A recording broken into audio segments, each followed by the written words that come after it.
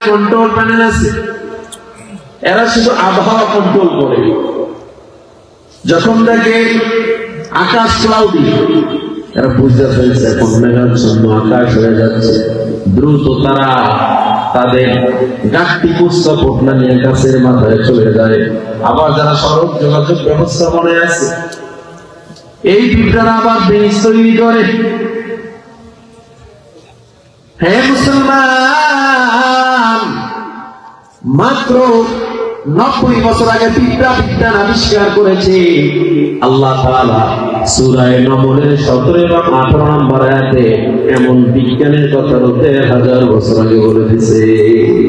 জামিউল ইলমি ফিল কুরআনি হাকীম তাকাসারাত আনহু আফহামুর রিজালি ওয়া কুরআন কালামুল্লাহ বশনু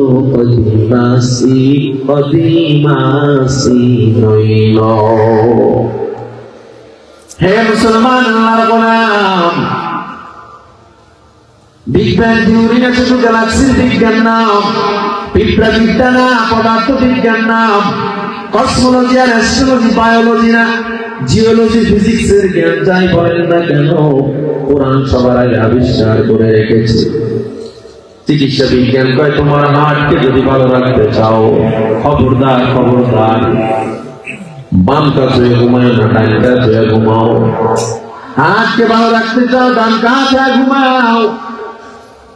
আর আমার নবী 1000 বছর আগে বলেন ডান কাজ হয়ে সুন্নাত।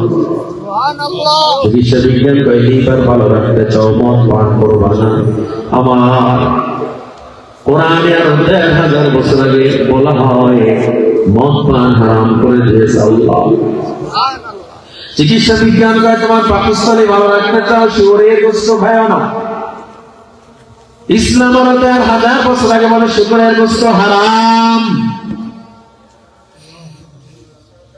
ও যুবক, ও বিন্দু বাবা, ও বিশ্বনাথের মুসলমান, কোরআনকে দাবানোর মতো, কোরআনকে পরাজিত করার মতো কোন জ্ঞান, কোন বিজ্ঞান পৃথিবীতে আসে নাই।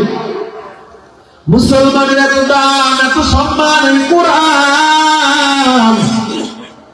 এই বক্তারা এখানে আসবে, বয়ান করতেছে, বক্তার কোন দাম নাই, কোরআন বক্তার মধ্যে ঢুকছে, এই জন্য বক্তার দাম কে বাড়াইয়া দিছে। এই যে একটা কাঠ, এই কাঠের কোন দাম ছিল না, কিন্তু কোরআনের সাথে লাগার কারণে কোরআনকে মানুষ যেমন চমকায়, কাঠটাকেও চমকায়, ডেকে না ধরেছে। একটা জুজদারের কোনো দাম ছিল না, জুজদারটার দাম ছিল না, কোরআনের কাবারটার দাম ছিল না।